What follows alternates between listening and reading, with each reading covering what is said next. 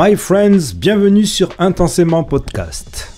Vous avez envie de tout savoir sur les liens avérés ou pas, que ça soit de la fake news, des idées reçues ou la vérité entre le TDAH et le HPI, c'est ici, Intensément Podcast, le média qui explore l'univers des hauts potentiels intellectuels, HPI, surdoués, ES et compagnie, à la recherche de l'info la plus fiable possible, avec une ouverture d'esprit critique cependant. Pourquoi insister sur cette histoire de TDAH et de HPI? Parce que on a l'impression que l'un ne va pas sans l'autre, que lorsque les gens parlent du TDAH, ils parlent de HPI, lorsque les gens parlent d'HPI, ils parlent de TDAH. Le grand public les confond, croit qu'ils vont de pair, confond les symptômes du TDAH avec les soi-disant symptômes du HPI. Il n'en est rien et nous allons tout comprendre avec l'épisode d'aujourd'hui. Donc le TDAH, vous savez tous que ça signifie, enfin je pense que vous savez tous que ça signifie trouble du déficit de l'attention avec ou sans hyperactivité, mais nous allons comprendre là aussi qu'il faudrait changer le nom parce que cela ne correspond absolument plus aux nouvelles connaissances en neurosciences et aux nouvelles connaissances de toute manière clinique en matière de TDAH. Donc il faudrait un peu dépasser l'idée d'un trouble de l'attention et de l'hyperactivité. Et comme ça ne paraît pas couler de source pour tout le monde, j'ai choisi de reprendre et commenter les passages les plus importants d'une interview que le podcast avait fait il y a 2 ans avec Sébastien Henrard, psychologue spécialisé en neuropsychologie, spécialiste et formateur en TDAH et depuis créateur et animateur de Radio TDAH, à laquelle je vous conseille évidemment de vous abonner. Je me suis rendu compte qu'il y avait peut-être besoin d'une survulgarisation ou une sous-vulgarisation et que beaucoup de choses étaient floues. D'abord, elle l'était pour moi, elle l'était aussi pour les autres parce que ce n'est pas évident de rentrer dans les nouvelles connaissances en matière de TDAH et surtout de rentrer dans les nouvelles manières de voir et d'envisager les troubles et les pathologies comme le TDAH, comme le TSA, comme les dyspraxies, dysgraphie, dyslexie, tout ça, qui sont tous considérés comme des troubles neurodéveloppementaux, c'est-à-dire que nous avons dès la naissance et qui se développent tout au long de la vie et que pour l'instant on ne sait pas soigner.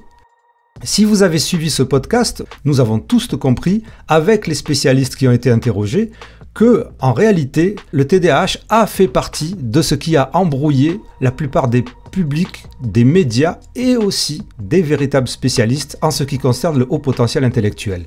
Pourquoi ? Parce que nous avons pu constater, avec les spécialistes que nous avons interrogés, que une bonne partie de leur patientèle qui venait les voir en pensant avoir un HPI ou en étant HPI, venaient les consulter parce qu'ils avaient des troubles, des pathologies quelconques ou des problèmes psychologiques et que pour une bonne partie, ils étaient en réalité TDAH ou avaient un trouble du spectre autistique ou avaient des problèmes d'anxiété ou d'autres pathologies ou troubles. Ou pour les personnes qui considèrent que le concept d'hypersensibilité existe, étaient hypersensibles. Mais là encore, l'hypersensibilité peut venir du TDAH ou du TSA, etc., etc.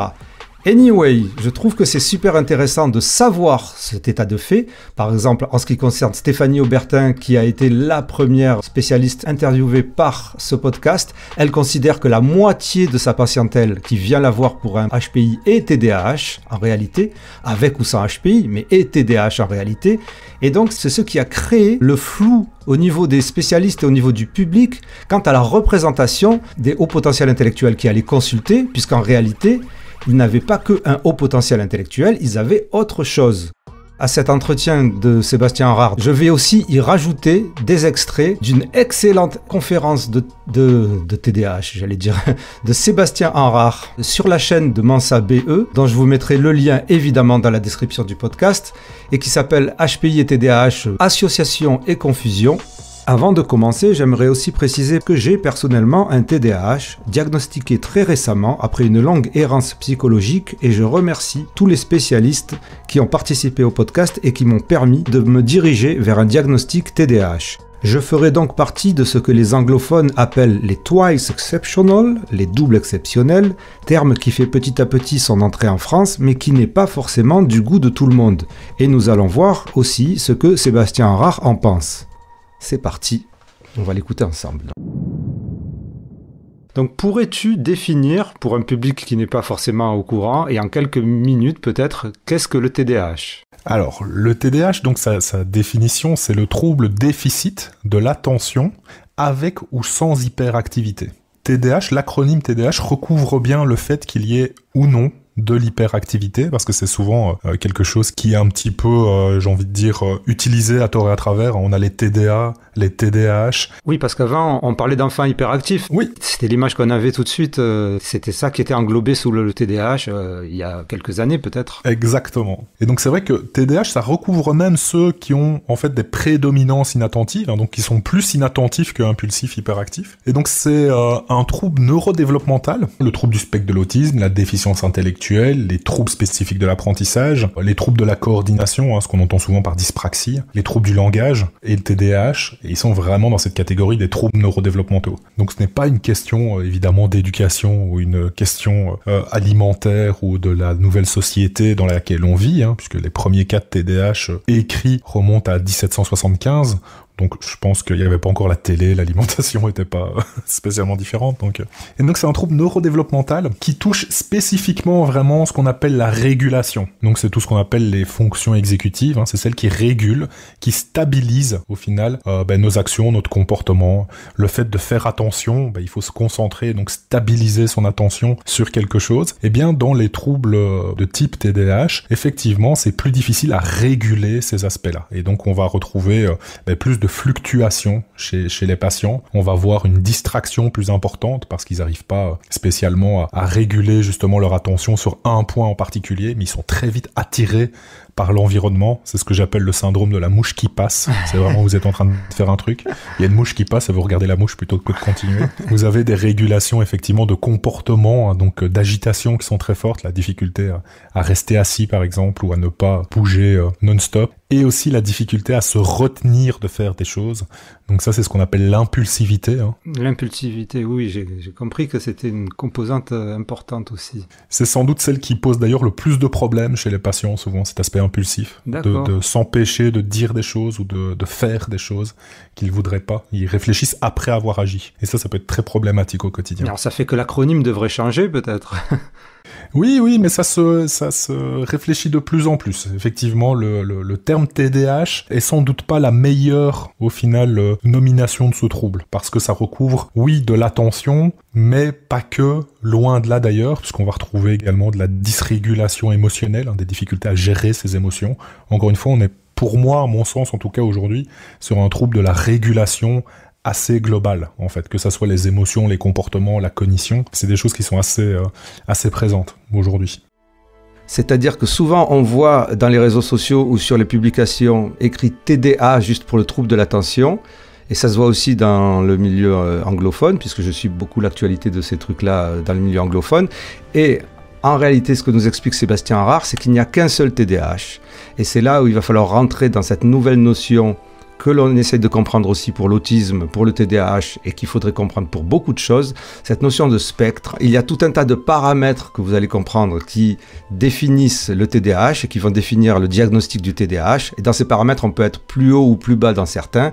Et donc, même les personnes qui sont à prédominante inattentive, c'est-à-dire dont le TDAH en fait ne se voit pas en termes d'hyperactivité ou en termes d'autres choses, ces personnes-là qui sont juste inattentives sont TDAH et nécessitent un diagnostic pour le savoir ou pas. Alors quand on parle de spectre, on ne parle pas de fantôme. Là je survulgarise, mais on pourrait le voir aussi un peu comme les courbes de son. Quand vous faites l'égalisation de votre son sur votre ordi, sur votre téléphone, quand vous boostez les basses, vous touchez au spectre sonore qu'il y a à gauche. Quand vous boostez les aigus, vous touchez au spectre sonore qu'il y a à droite. Voilà. Et bien, imaginez le spectre du TDAH comme ça.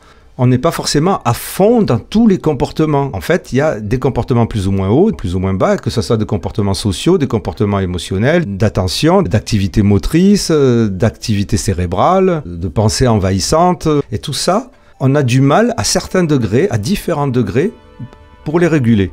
Et en dehors de cette problématique de spectre, qui est tout de même super intéressant à essayer de comprendre, il y a aussi cette problématique de fluctuation. Et donc, on comprend maintenant que dans les nouvelles avancées des connaissances au niveau du TDAH, il ne s'agit pas de quelque chose qui est constant. Il s'agit de fluctuations. Et donc, on n'est pas toujours dans le même état et pas toujours à donf dans le même état. Et donc, si on fluctue aussi en fonction des différents spectres, vous comprenez que c'est beaucoup plus compliqué à définir, à comprendre pour les personnes qui nous supportent et aussi à diagnostiquer. Parce que, encore une fois, il y a des idées qui ont la vie dure et il se trouve, malheureusement, et je ne leur jetterai pas la pierre parce que tout évolue super rapidement, que des enseignants, des médecins et aussi des parents regardent le TDAH avec l'ancien prisme, avec ce prisme d'inattention et d'hyperactivité constante qui serait tout le temps la même.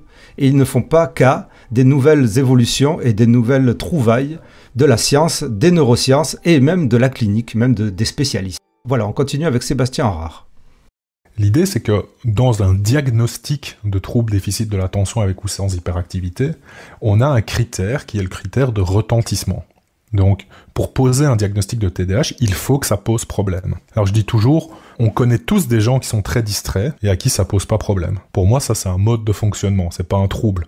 À partir du moment où on utilise le vocable trouble, il faut que ça pose problème. D'accord. Sinon, pour moi, c'est un mode de fonctionnement en particulier.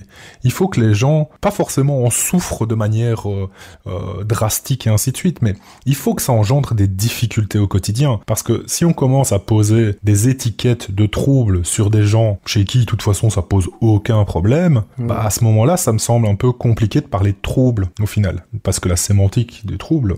Oui, je comprends, mais alors ça veut dire que quelqu'un qui a donc un trouble neurodéveloppemental peut ne pas en souffrir, et donc dans ce cas-là, on dit qu'il n'est pas TDAH. Exactement. C'est-à-dire que c'est très... ça va dépendre des compensations qu'il a dans la vie quotidienne, ça va dépendre un petit peu du milieu dans lequel il vit, hein. Mais effectivement, d'un point de vue physiologique, il aura le même câblage et potentiellement, c'est ce qu'on va appeler effectivement le trouble neurodéveloppemental, c'est-à-dire un développement vraiment du cerveau qui va être différent, mais ne pas en souffrir va faire qu'il ne rentre pas dans la catégorie des troubles. C'est-à-dire qu'il aura un fonctionnement un petit peu plus atypique, on va dire, mais s'il en souffre pas, il n'y aura pas besoin d'accompagner, de prendre en charge et ainsi de suite. C'est vraiment cette idée de pathologie, et la pathologie entraîne le fait qu'il y ait des problèmes au quotidien. Donc vous voyez, là on est passé du trouble à la pathologie. C'est-à-dire que là il y a carrément 3 niveaux. C'est assez difficile à comprendre. Et il faut savoir que tous les spécialistes ne sont pas d'accord. Il n'y a pas consensus pour savoir qu'est-ce qui est trouble, qu'est-ce qui est pathologie. Vous verrez avec Marie-Eva Roulin, ça va être un entretien très super intéressant. Là, Sébastien Harard parle de troubles neurodéveloppemental au niveau scientifique, au niveau physiologique, comme existant, c'est-à-dire que le cerveau, dès la naissance, est câblé de cette manière-là, et il n'y a rien qui le décâblera. Mais s'il a des modes de compensation, et dans ce cas-là, le HPI peut être un atout, qui lui permettent, en fonction du spectre qu'il a, de compenser tout ça, eh ben, il ne sera pas considéré cliniquement comme TDAH, cliniquement, c'est-à-dire par le psychologue, ou par le psychiatre, ou par le docteur. Ils n'auront pas besoin de prise en charge pour leur TDAH.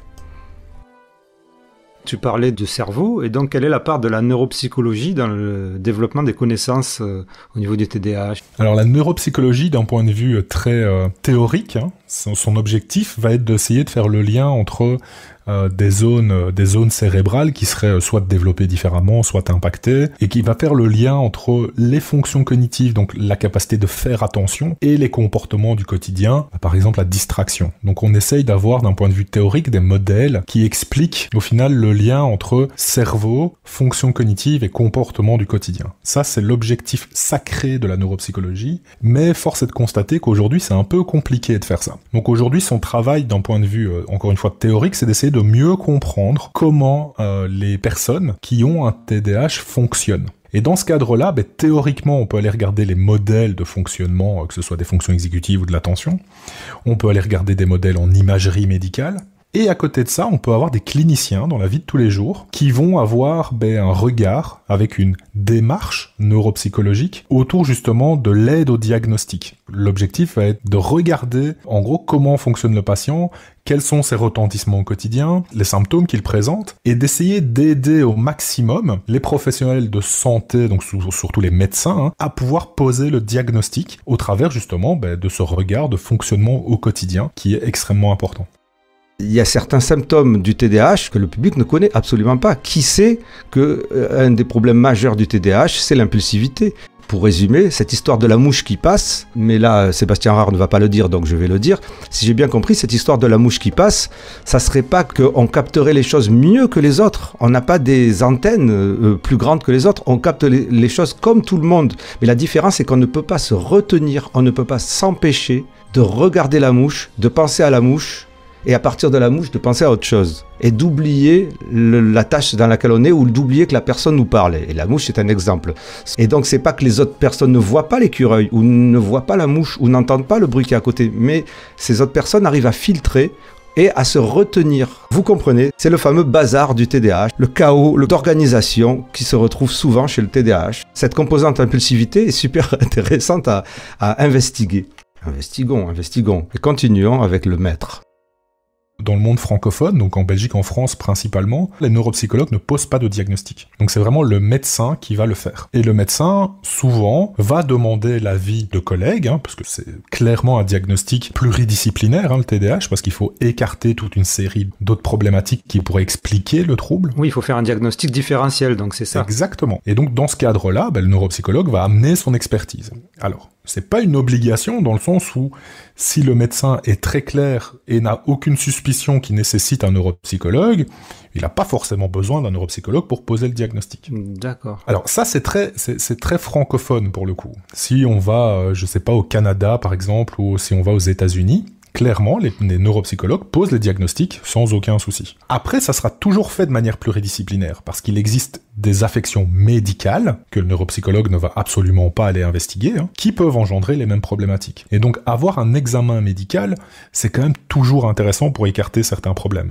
Mais effectivement, ça demande du travail de collaboration, simplement parce qu'on sait, par exemple, que le TDAH seul, c'est relativement rare, c'est un cas isolé. Souvent, c'est accompagné d'autres comorbidités, donc d'autres troubles qui sont associés au TDAH.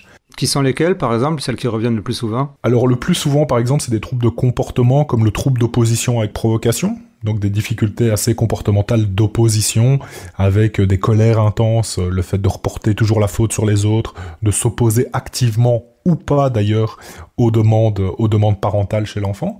Donc ça, par exemple, c'est entre 50 et 65% des TDAH chez l'enfant qui vont présenter ce genre de difficultés. Ah ouais. Deux autres auxquels il faut penser systématiquement, c'est l'anxiété et la dépression, qui vont se manifester en plus avec des symptômes relativement proches du TDAH, puisqu'on va avoir effectivement de l'agitation potentielle, de l'inattention qui va être présente, avec des difficultés de mémorisation par exemple qui vont s'installer petit à petit, avec potentiellement une hyperactivité effectivement qui se marque, et surtout une irritabilité qu'on peut confondre avec de l'impulsivité. Donc potentiellement, si c'est pas des comorbidités, on pourrait imaginer être très anxieux et dépressif et ne pas avoir de TDAH, mais avoir tout un tas de symptômes. Oui, tout à fait. C'est-à-dire que la symptomatologie globale, elle se ressemble très fort, même si elles ont des particularités. Par exemple, dans l'anxiété, c'est le fait qu'on rumine certaines pensées, qu'on n'arrive pas à contrôler certaines pensées, et donc on a une rumination autour de cette pensée-là. Dans la dépression, on a souvent, alors pas toujours, mais une perte de plaisir, c'est l'anédonie, la perte de plaisir par rapport à des activités qu'on aimait beaucoup, et une tristesse un petit peu qui est un peu permanente. Et donc on va retrouver ces aspects-là, qui peuvent effectivement être très confondus avec un TDAH, et il faut pas passer à côté,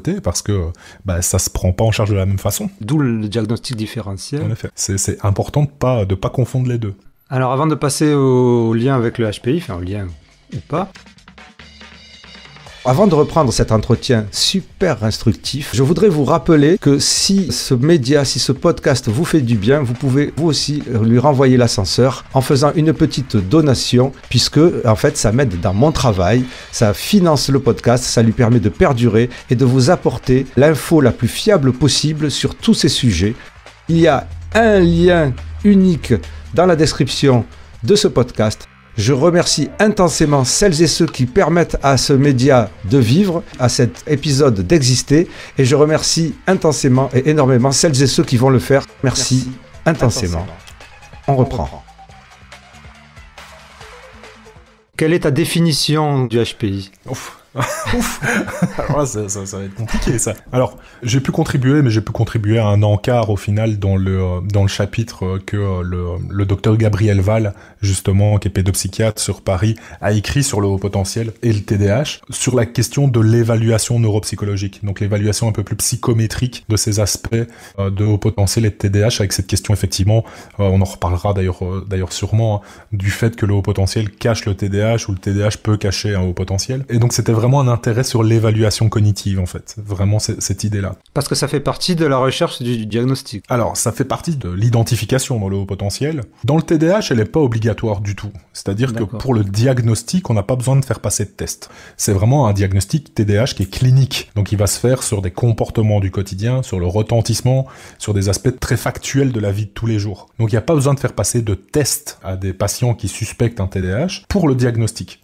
Le test va être là pour essayer de mieux comprendre, au final, leur fonctionnement cognitif. Donc, par exemple, c'est surtout chez les enfants, d'ailleurs, qu'on va faire ces tests-là, c'est quand ils ont des difficultés scolaires, d'essayer de voir ce qu'ils sont capables de mobiliser ou pas, par exemple. Après, ça peut arriver chez des adultes de faire des évaluations pour essayer de mettre un aménagement de travail, par exemple. S'ils ont des capacités cognitives, qu'est-ce qu'ils sont capables de mobiliser d'un point de vue cognitif pour adapter leur travail. Ça, ce sont des choses, mais ce ne sont pas des choses qui sont à visée diagnostique. Ce sont des visées compréhensives dans le TDAH. Il n'y a pas de test de TDAH aujourd'hui, donc c'est important, effectivement, à souligner, parce que je pense qu'on est trop dans une surévaluation, testing dans le TDAH, et au final, c'est pas toujours utile. Donc en général, ce sont les patients qui sont évalués HPI que l'on découvre de TDAH plutôt que l'inverse. Dans le haut potentiel, c'est un petit peu particulier, parce qu'effectivement, comme tu te demandais, ma définition du haut potentiel, c'est une définition un peu psychométrique, j'ai envie de dire. C'est-à-dire que c'est sur une évaluation de quotient intellectuel, faut 130 plus,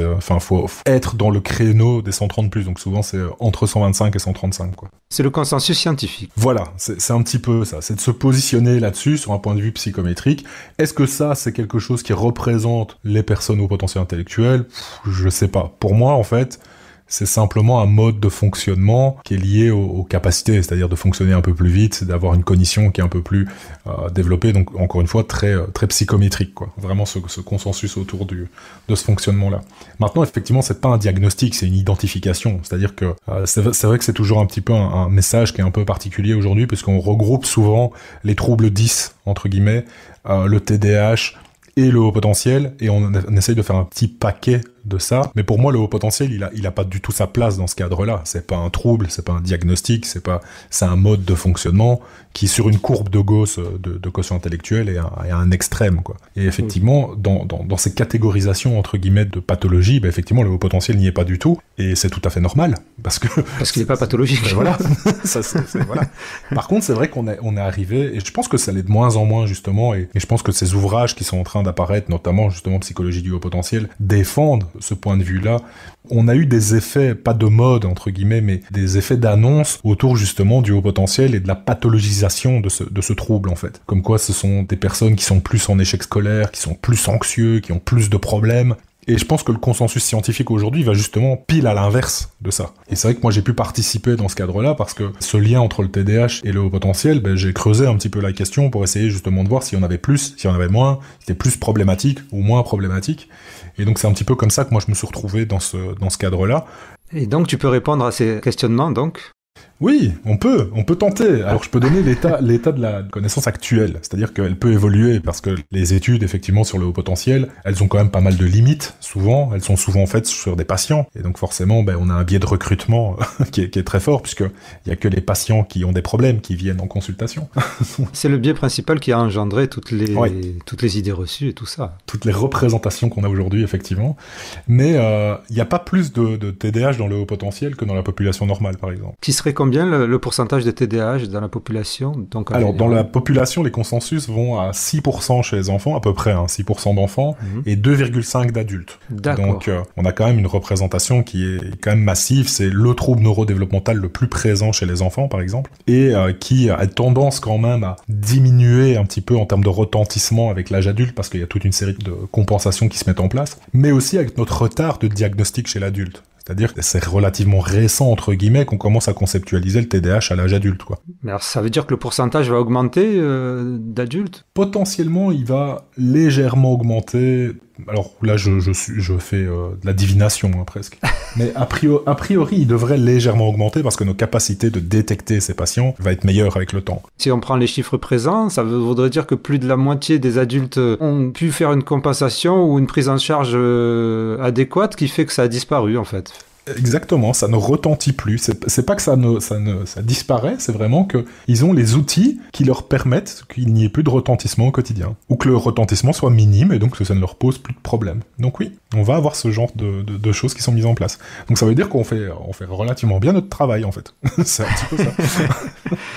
Et donc les HPI ont la même proportion donc de TDAH. Pour le moment, les études qui bossent là-dessus, effectivement, ne mettent pas en évidence qu'il y a plus de TDAH dans les patients qui viennent consulter avec un haut potentiel intellectuel. Donc dans les profils qu'on voit, on ne trouvera pas plus de TDAH, contrairement à parfois ce qu'on peut voir.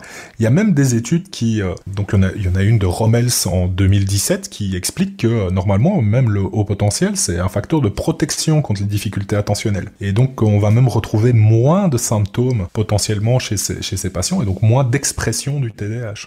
Par contre, ce qu'il explique, c'est qu'il faut mettre en garde sur le fait qu'il y a des symptômes qui imitent le TDAH dans le haut potentiel intellectuel. Si vous n'êtes pas assez stimulé, par exemple, prenons l'exemple d'une conversation qui nous intéresse pas. Bah, potentiellement, au bout d'un moment, on décroche. C'est-à-dire qu'on fait pas attention aux choses. Et donc, on va dire « Ah, mais il est distrait ». Ben, c'est peut-être pas qu'on est distrait, c'est peut-être que ça nous intéresse pas, tout simplement, ou alors qu'on connaît déjà les choses, et donc qu'on fait attention à autre chose, ou qu'on porte attention à notre façon de penser, à réfléchir sur d'autres choses qui sont plus pertinentes pour nous. Si vous avez une personne qui vous répète 15 fois la même chose devant vous, que vous connaissez la réponse à l'avance, clairement, vous risquez d'être plus impulsif parce que vous voulez répondre avant qu'il termine sa phrase, parce que vous connaissez déjà les réponses. Donc ça, c'est quelque chose qui est important. Et que souvent, l'être humain, il aime pas le vide. Donc c'est-à-dire que si on n'est pas assez stimulé, globalement, on remplit le vide avec quelque chose, et on remplit le vide souvent par de l'activité motrice. C'est-à-dire qu'on est un peu plus agité, ça veut dire qu'on est un peu plus en mouvement de manière globale. Je prends toujours l'exemple de quelqu'un qui est au téléphone. Quand on a notre téléphone portable à l'oreille et qu'on est debout, c'est rare qu'on reste figé. C'est-à-dire qu'on a tendance à marcher. Si on a un crayon en main, on fait des dessins. C'est parce que c'est pas que ça nous intéresse pas ce qu'on écoute, c'est juste que ça nous stimule pas assez. Et donc on va combler le vide pour atteindre ce qu'on appelle la stimulation optimale par de l'activité souvent motrice. C'est un peu ça. Et que si ça nous ennuie vraiment, on va être plus impulsif. On va faire, oui, bon, d'accord, tu veux en venir où ? Donc on va montrer des symptômes, c'est-à-dire que les gens vont considérer, oui, il est distrait, ou oui, il est impulsif, ou oui, il est fort agité, mais que c'est juste en fait une compensation pour être dans un état un petit peu stable chez le patient. Et donc c'est vrai qu'on peut confondre effectivement certaines présentations de comportement avec des symptômes de TDAH, alors que c'est une façon en fait de fonctionner du quotidien. Et donc mieux comprendre effectivement le fonctionnement du haut potentiel, et donc de pouvoir avoir une adaptation au final par rapport à ce fonctionnement-là, je pense que ça reste assez intéressant. Et c'est la même chose dans les situations de travail, c'est toujours essayer d'adapter les choses pour que ça soit le plus stimulant possible, mais en sachant qu'on n'est pas le meilleur dans tout.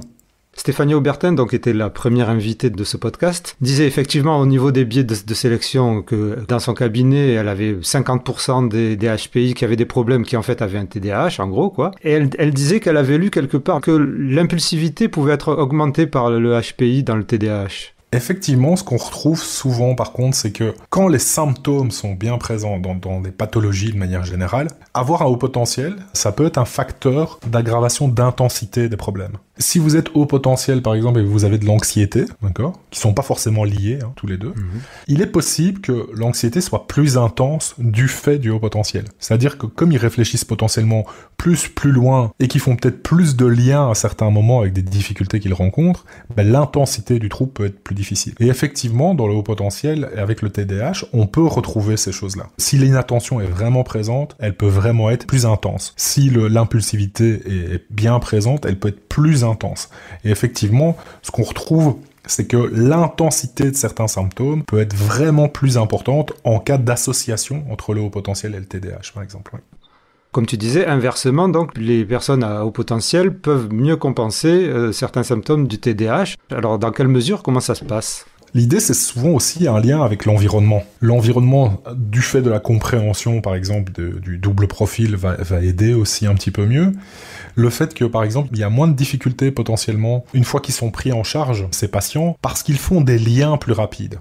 C'est pour ça que c'est important pour le thérapeute aussi de le savoir, qu'il y a les deux. C'est qu'on a des études aujourd'hui qui montrent par exemple que dans le haut potentiel, ils apprennent plus vite les boucles de comportement. Donc si c'est des bons comportements, ils les apprennent plus vite.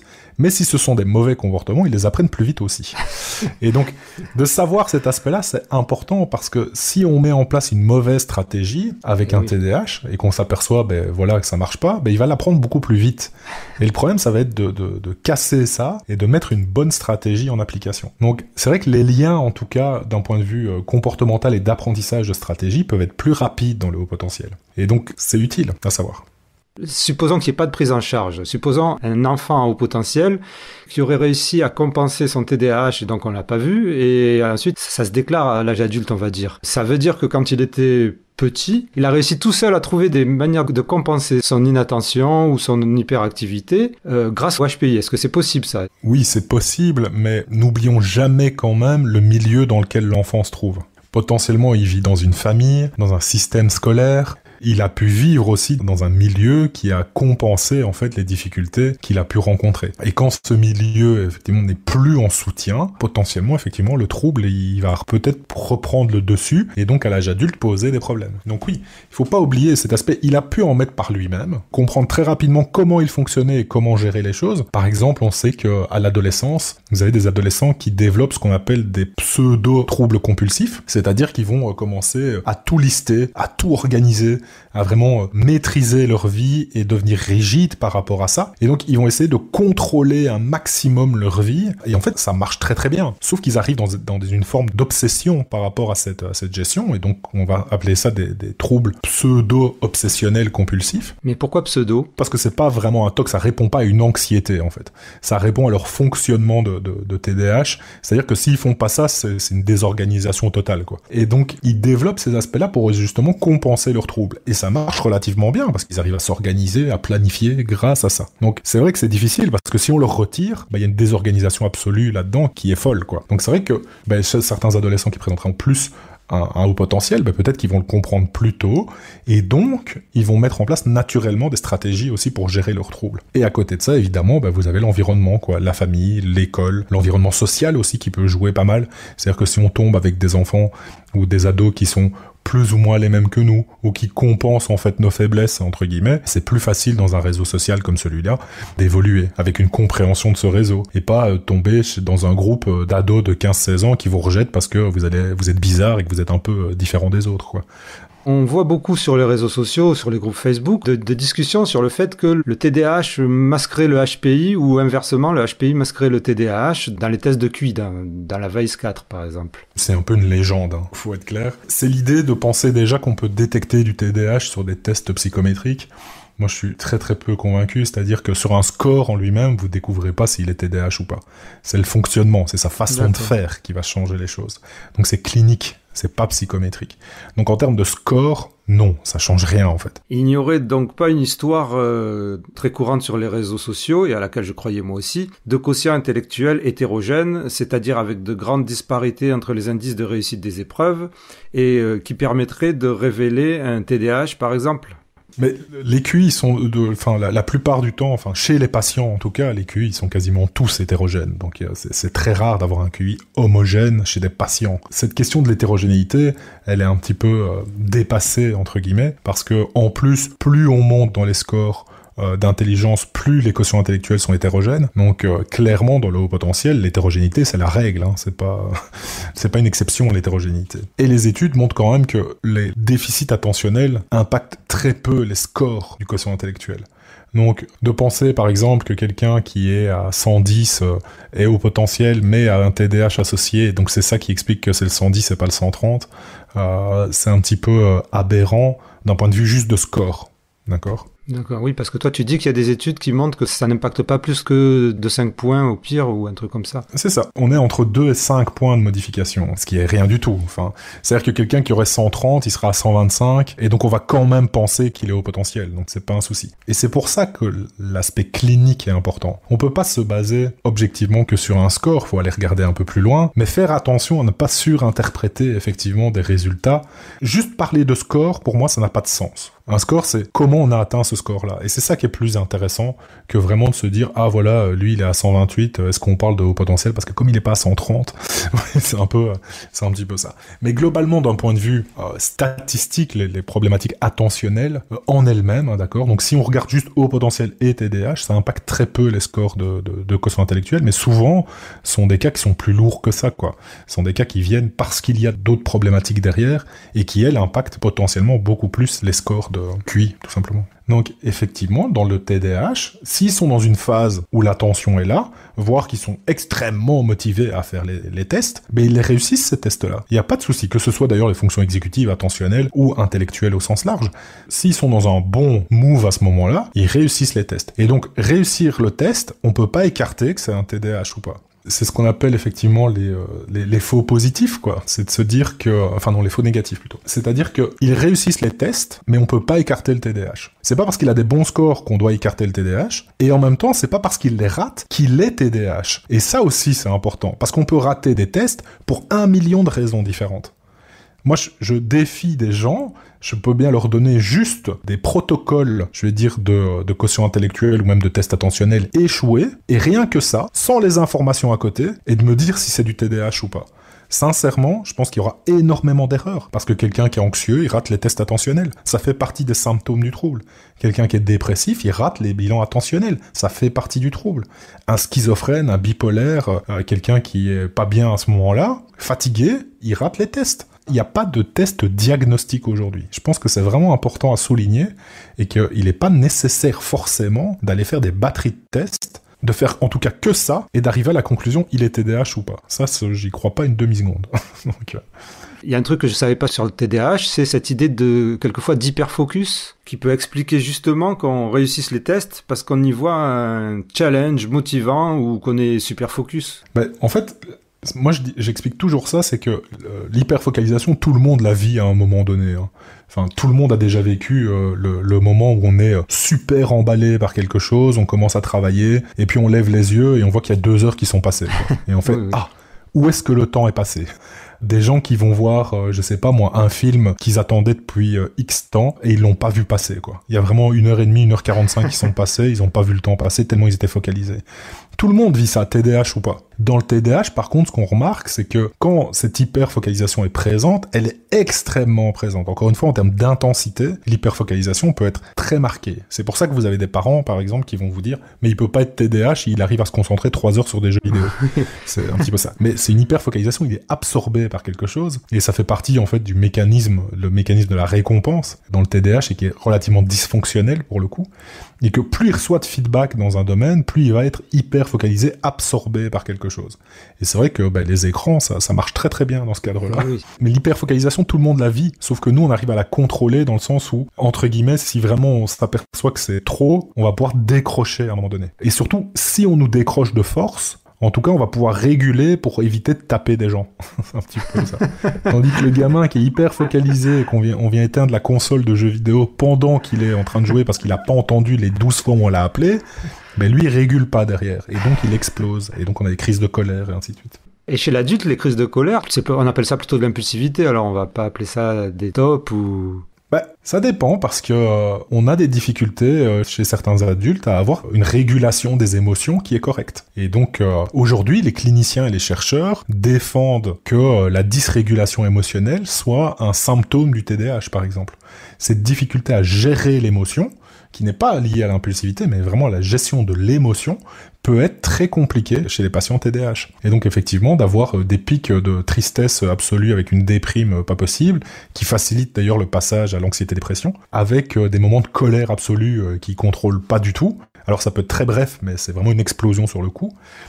Ce lien à l'irritabilité un petit peu, certains moments qui va être influencé par l'environnement, si vous êtes plus fatigué, si on a une journée stressante. Et donc cet aspect à réguler l'émotion peut être plus compliqué. Et en même temps, à l'opposé, ce sont des patients, et ça quel que soit l'âge, je leur dis toujours, vous avez des moments où vous êtes trop content d'être content. C'est-à-dire que vous êtes tellement heureux qu'à un moment donné, vous n'arrivez plus à gérer ce plaisir, et ça amène une frustration parce que vous n'arrivez pas à le contrôler.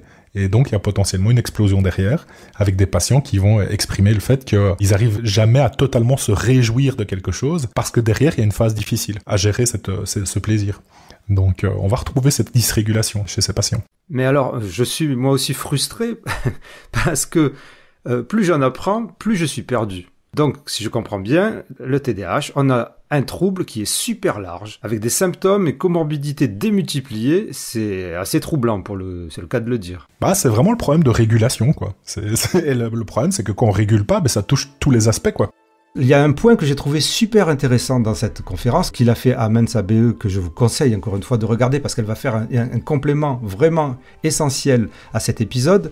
Il y a une notion de possible-impossible dans la corrélation entre HPI et TDAH. C'est-à-dire qu'on sait d'un point de vue clinique que cela existerait, mais si on regarde d'un point de vue neurosciences, on constate qu'il y a un paradoxe entre les zones du cerveau qui seraient touchées par le TDAH et les zones du cerveau qui seraient plus puissantes dans le HPI. Alors, pourquoi on se pose la question de possible-impossible avec le TDAH ? Eh bien, typiquement, parce que dans le TDAH, les zones frontales, c'est ça qui dysfonctionne le plus dans les troubles de l'attention. C'est-à-dire que quand on parle de troubles de la régulation, on parle spécifiquement des fonctions exécutives. Et les fonctions exécutives, elles sont là pour réguler à la fois votre cognition, donc votre façon de traiter l'information, de penser. Ça va réguler vos comportements, donc la capacité à maîtriser aussi l'agitation, par exemple. Ça va réguler l'impulsivité verbale, par exemple.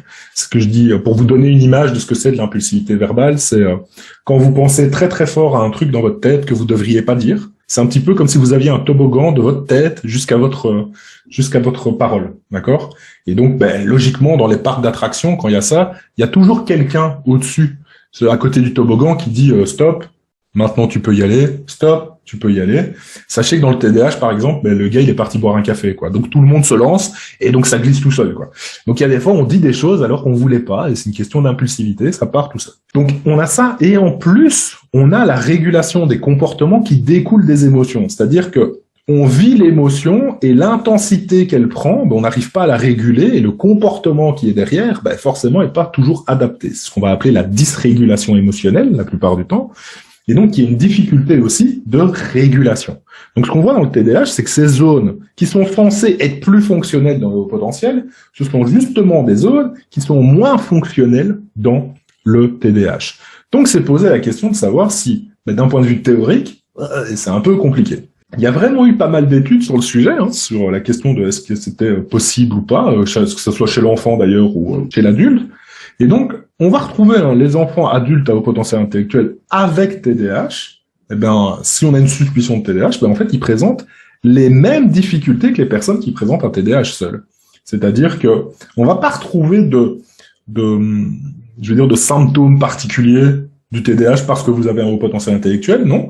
Il va se manifester de la même façon, il va entraîner les mêmes difficultés, de potentielles difficultés d'apprentissage, de potentielles difficultés familiales qui découlent de problèmes de comportement, des difficultés sociales, des comorbidités qui peuvent être présentes avec d'autres troubles.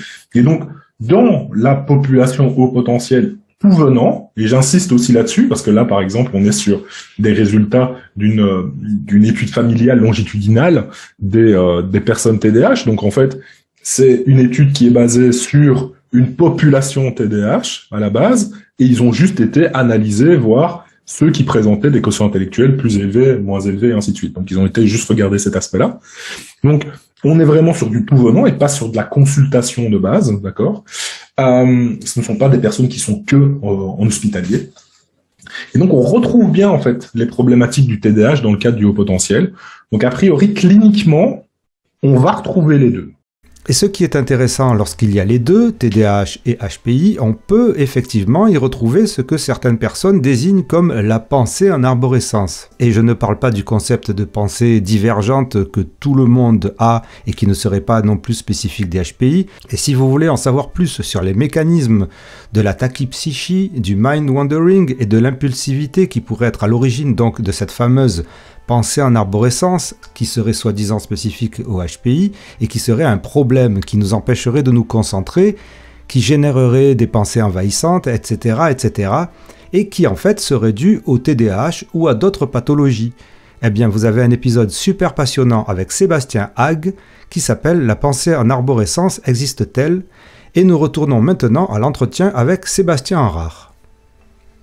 Il y a dans le monde anglophone, principalement aux États-Unis et au Canada, la notion de « twice exceptional », c'est-à-dire la double exceptionnalité. Que penses-tu de ce concept et quelle en serait ta vision ? Moi, de ce que j'en ai compris, parce que je suis pas, je suis pas très au fait de cette littérature-là, mais c'est la question que le haut potentiel et le TDAH viennent un peu se renforcer l'un l'autre pour avoir justement des aspects positifs des deux côtés. Plus de créativité, plus de résilience aussi par rapport à certaines difficultés, le fait d'avoir la chance d'avoir les deux. Mais encore une fois, je suis pas très au clair avec ça. Donc, si toi, tu as une définition plus précise, n'hésite pas.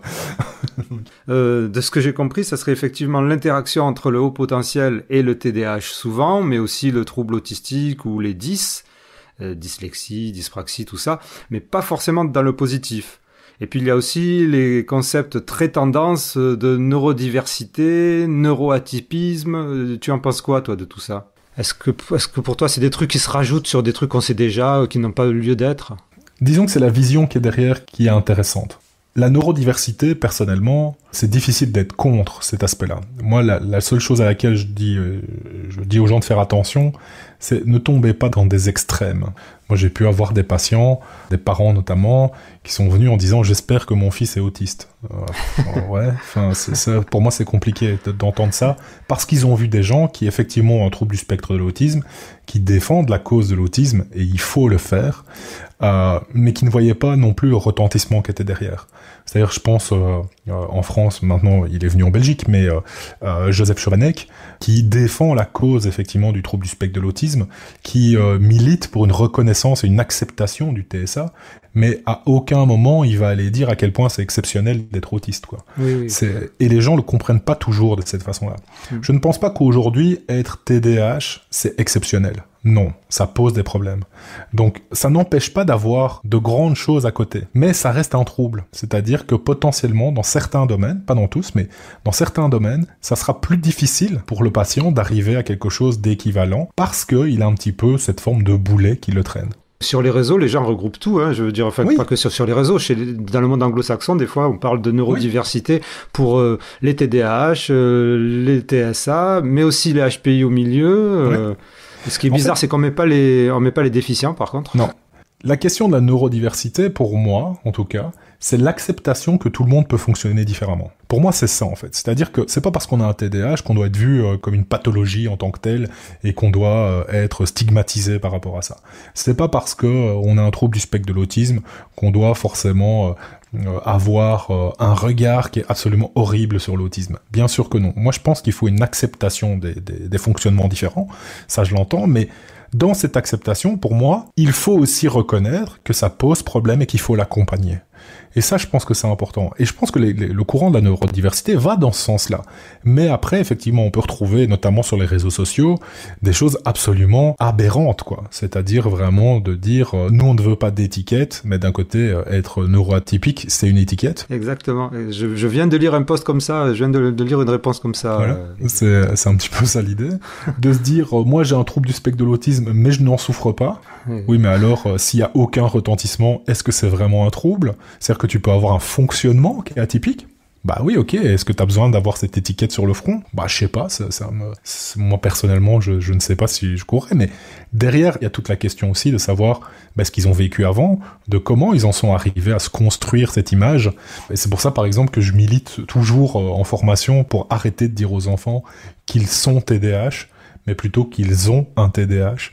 Je pense que c'est plus simple. C'est plus simple à aborder de se dire tu n'es pas une pathologie, quoi. Tu as un trouble, ok, avec lequel tu vas faire, mais comme un myope va devoir faire avec sa myopie, quoi. Je veux dire, ça s'accompagne, on va mettre des outils en place, on va compenser. Est-ce que c'est exceptionnel d'être myope ? Bah, je crois pas quand même. Donc voilà, mais on fait avec, et on l'accepte dans la population générale. Je pense que dans le TDAH, ça devrait être la même chose. Quand c'est le haut potentiel, c'est exactement la même chose. Il y a une acceptation du fait que, il y a des personnes, on n'est pas tous au même niveau sur cette courbe de Gauss.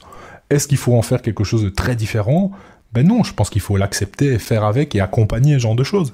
L'accompagner au sens de, s'il y a une difficulté, on va la prendre en charge, mais aussi de pouvoir donner suffisamment de choses pour profiter de ce haut potentiel, mais aussi accepter éventuellement que quelqu'un qui a un haut potentiel, il a peut-être pas envie de l'utiliser.